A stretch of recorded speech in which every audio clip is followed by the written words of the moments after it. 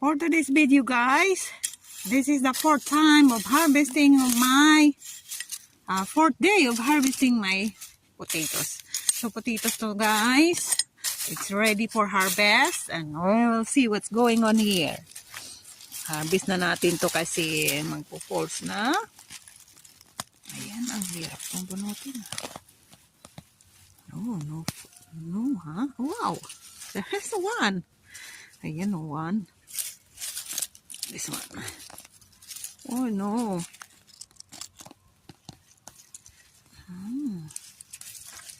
See? Oh. Ayan.